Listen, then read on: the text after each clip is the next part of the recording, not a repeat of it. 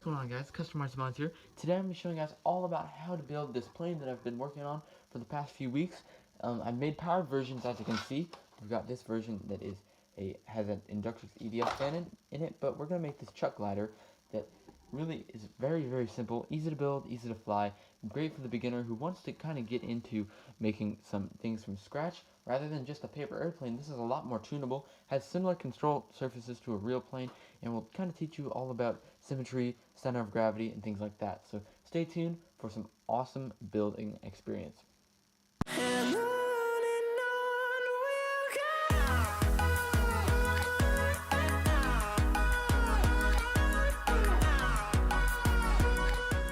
Some materials needed for today's build will include some tape, a rubber band, a pen, an X-Acto knife, and some hot glue gun with extra glue.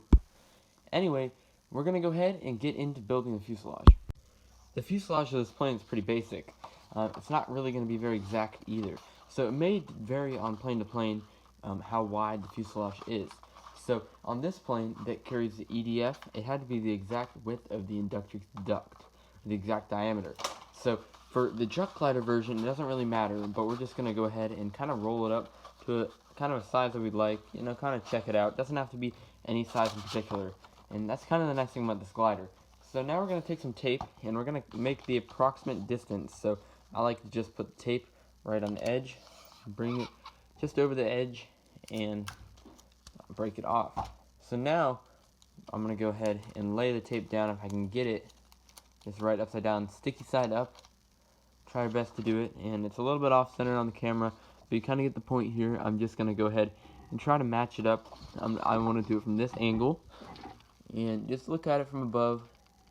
And as you can see, it's close enough, nothing too exact. Just get half of the fuselage on the tape. Now we're going to go ahead and get this excess tape, rip it off, and set it aside, throw it away, do whatever. Now, the final step is to kind of create that roll that you'd like and make sure it's even on both sides. Just go ahead and roll it up until it makes contact with the tape and sticks.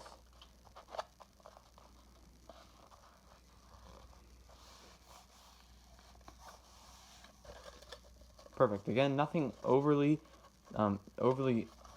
certain and overly defined, just a nice roll that you can make. Doesn't have to be anything exact. If you didn't cut the end off, you can also just fold it inside, but I don't think it makes a little bit nicer of a clean look. So yeah, let's go ahead and move on to our wing.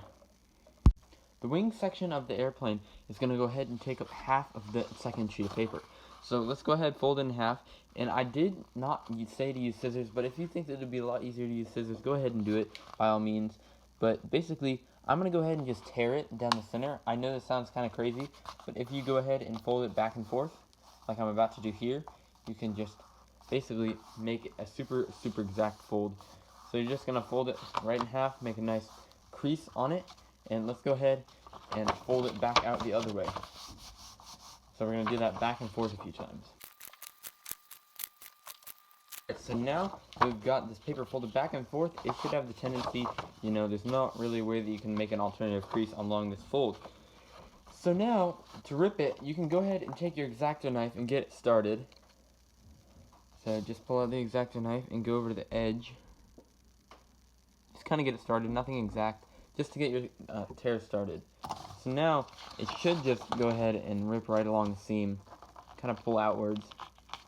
And if you need to, go ahead and bring it off the table and just pull right outwards, just like that. It'll take a second, doesn't have to be perfect. And there you go. So as you can see, there's one nice sharp edge, which is the edge of the paper, and then this ripped edge is not really that sharp, but it will do. So now, we're going to do similar to what we did to the fuselage, which is with the tape. So on this very fuzzy edge that we just ripped, we're going to go ahead and make another tape mark on it with the same similar amount of tape, just like that. Let's go ahead, flip it over on the table, just like that, and see if we can get the stick off of it. Line it up.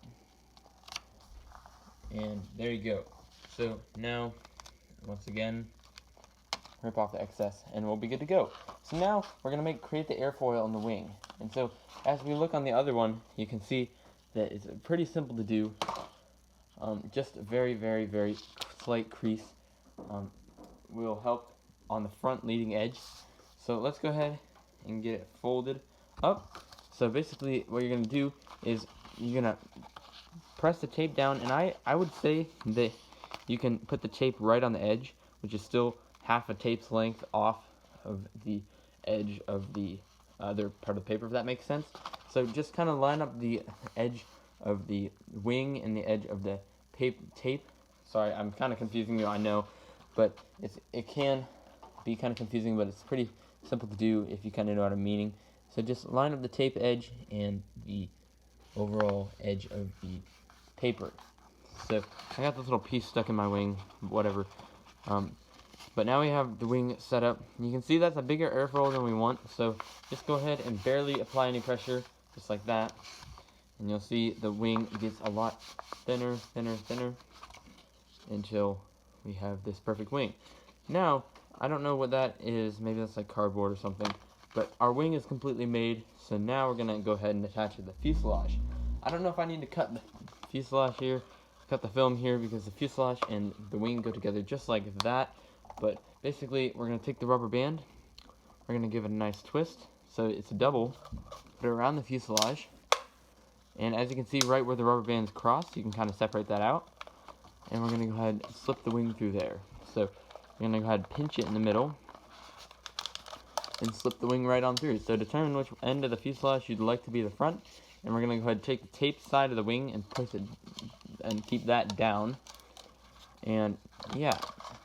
So that's basically what we're going to do. If you guys want to be super accurate with this and you're planning on gluing it all down, you can take one tactic into account, which is finding the center of the wing. That's really important to do if you want to make your plane fly super straight. So I'm going to go ahead and line this extra piece of paper that we cut off from the wing up to the wing that we made. And I'm going to go ahead and fold the paper in half, just like that. And once that is done, you can see that we have exactly half. And if this is half of the wing, which is the same length as it was originally before it got folded, you can know that right there is a center of the wing. So I'm going to go ahead and just make a little mark right there to put that in the center of the fuselage. Okay, same thing right now. I'm going to go ahead and just stick the wing right through. So now the X is in the center of the wing, just like that. You can see it kind of folded itself. What you want to do is give it a little bit of dihedral. And if you don't know what that is, that's kind of like what the wing has when it's curved up, so that the plane doesn't really roll over. As you can see right here, this plane has some dihedral with the wings kind of pointing upwards instead of just straight out. So it kind of automatically do this when the wing is kind of smashed down here in the center, but you want to make sure that you have that. So now that's all we're going to do for the fuselage and the wing for this part of the build. But the last part is going to be making the tail. We kind of already started by folding this piece in half. But as you can see, the tail on this one is very simple. Basically, we're just going to go ahead and make a little cut right down the center of this. Kind of similarly, I would say about halfway through. To make this simple tail, you can do basically whatever style tail you want. But I feel like this is a pretty simple way of doing it. So again, let's go ahead and just unfold it just for the time being. And we're going to make another long ways fold, just like we did previous. And we're going to make another tear. So let's go ahead and speed that up. Okay, so once the wing has been built, the rear stabilizer, basically we're going to go ahead and take our hot glue gun, which has some weird stuff on it. And we're going to go ahead and make a little glue droplet to join these papers together. So you don't want to have a very thick bead, just a very thin bead on the inside. Kind of just like right like that. Kind of let it get smashed out, and you want to kind of squeeze it out like that. Make sure you don't burn yourself through the paper. I know it happens. And you kind of want to make this a very firm joint. So you can take something like the tape right here, and just press down, kind of scrape all the excess glue all around this thing. Make sure that there's no chance of anything getting inside there. And this will also make a really rigid vertical stabilizer so that it doesn't flop around. So now what we're going to do is we're going to have to pass it through the fuselage. So we've already determined by the wing airfoil you want this part facing forward, that the rudder will be in the back right here. So you can see this part is the top as it unfolds, and the bottom right here is the folded part. So it doesn't really matter where, but we're going to go ahead and cut 2 slits in the fuselage with the X-Acto knife, right on the top and on the bottom. Doesn't have to be anything overly special, anything complicated. It can be a little off because you can always rotate the fuselage with the wing.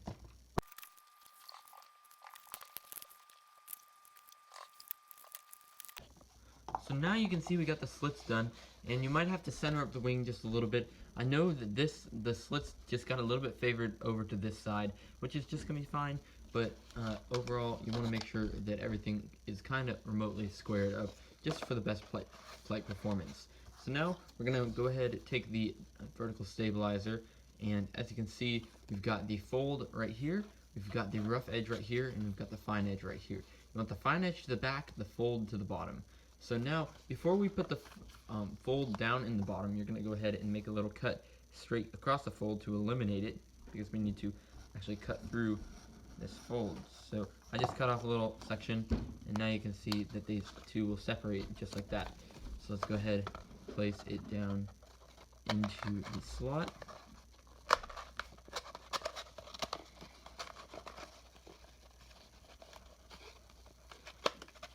And once we got it about right there, it's good enough that we can start separating it. So now what we're going to do is just kind of fold it out along the fuselage. So as you can see, this looks pretty simple, easy to do. And what I did on this plane right here is I used some tape to secure it down. So that's all it really needs, just 2 pieces of tape on either end. Again, just kind of keep it nice and firm, nested and rounded with the fuselage, just like that. And as you can see, like I said, this is a little bit smaller than this cavity, but that doesn't really matter unless it's really gonna be OCD, and then you just have to start all over with the fuselage. So yeah, let's go ahead and get the taping done. So the final step in this part of the build is to make the rear stabilizer. So as you can see, still it's kind of separated apart. So what we're going to do is you can either go with a V-tail at this point, which I do not recommend. You know, it's just kind of, takes away the elevator and the elevator and rudder controls kind of separately, and you kind of have to do some mixing, if you will. It's not really mixing, but it's like the Elevon kind of thing that you have with RC planes when you want to make adjustments to the plane's flight characteristics. So I would go ahead and set an increment, whatever looks kind of right to you. I'm just going to go ahead and do like right about there. Just fold it most of the way down. Doesn't have to be perfect, like I said. Nothing about this plane has to be perfect, and it'll still fly great. So now once you get that, just kind of match it up. And then what I'm going to do is take a similar style piece of tape and make sure that it's long enough first. And then we're going to go ahead and just stick it right along that tail section right there. You might also want to go ahead and fold this up and then take another piece and make sure that it's right on the leading edge. Again, nice length, just to kind of make sure that the airflow through the leading edge doesn't kind of affect the plane's flight performance. So now we're going to go ahead and cut out some control surfaces just so that the plane is super easy to fine tune.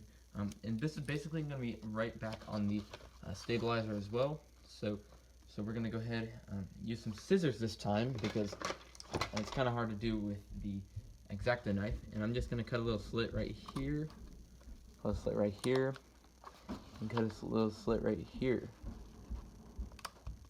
And that makes pretty much this entire inside pretty useless, but overall it should be fine. And now, if you are using a powered version, you can go ahead and cut a slit in the inside of the EDF tunnel, and that can also give you some mixing with the rudder inside the EDF for the thrust. So now we're going to go ahead and get some test flights in, but before we do this, let's go ahead and add some nose weight to the plane. And we're going to go ahead and add the nose weight. If this is a truck ladder, I'd go ahead and add it right inside here, but if it is the motored version, go ahead, add it in here. And you may not need as much because you are powering it off of a little 1-cell battery that will be up there as well. So let's go ahead and find something to use as a nose weight. Alright, for nose weight I've elected to use this 7mm drone motor, and this is from like the Hoops on X4 style kind of thing, but this is very worn out, long gone. I just kind of found it laying around.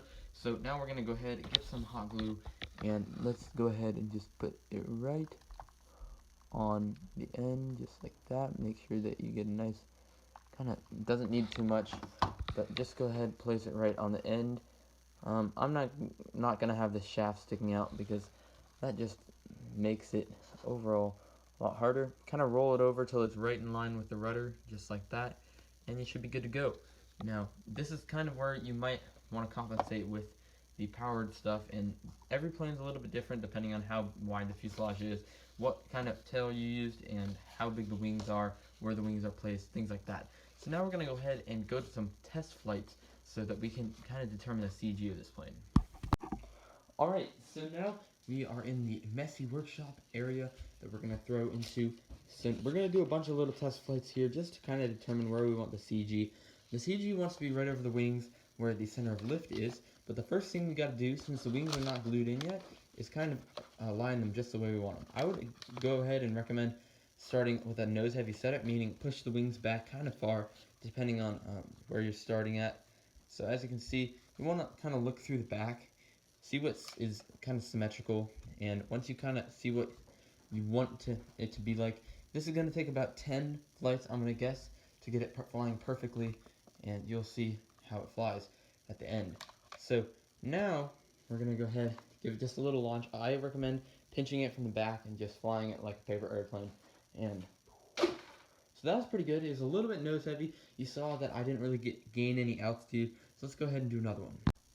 Alright, so since it was nose heavy, I adjusted the wings forward a little bit, and now we're going to fly it again. Let's go ahead, move it a little bit more forward, and see where we are. And so you just saw it veered off course, so that means that it's a little bit tail heavy. You know, the tail got a hold of it, it kind of went down backwards. So once you have concluded that your plane flies perfectly, and you've got the CG adjusted, you can do one of two things. If you want to keep the wings free, you can go ahead and make some CG markings. And now how I'd recommend doing these is just go ahead and make a little marking here, the front of the wing, and the back of the wing. I kind of got this mixed up, but anyway, that is kind of what you want to do. So every time you get done flying your flight, you can go ahead and just put it right back in the CG, and it will fly perfectly just the way you had it again. Now, you guys always gotta be really careful with your roll axis, because sometimes the wings are all like this, and then of course it won't fly the same. So make sure that it's nice, and that's why I'd also recommend hot gluing this or taping it depending on your preference. Now I like hot gluing it because it seems a little bit more secure, but basically what we're going to do is go ahead and just lift the wings up with our fingers right behind that line that we just made. Go ahead and put a little drop of hot glue, and then go ahead and gently just set the wing back right where it was. And now let's go ahead and line everything back up just the way you had it. Make sure that the roll axis is accounted for as well, and before the hot glue dries, hopefully it'll look good. Just right on center, just like that. There, that is just about perfect, right where we had it. There we go. Now that completes the plane. So hope you guys enjoyed this build, and if you guys have any questions about how you can make some performance upgrades, things like that, to make this plane fly even better, I'd be happy to make a follow-up if this plane gains popularity. But I'm also planning on doing a lot more videos like this, including more designs and even a powered version tutorial of this plane, as it is pretty much just as simple as this plane. So let's go ahead and bring it in. You know, thank you guys for all the support you've given me, and I really hope that you enjoy this design. Hope that you really do something awesome with it. Please go ahead, comment down below what you did with this plane, what videos you have, please, links, anything, photos, that'd be awesome. Thank you guys for watching, and I'll catch you guys in the next video.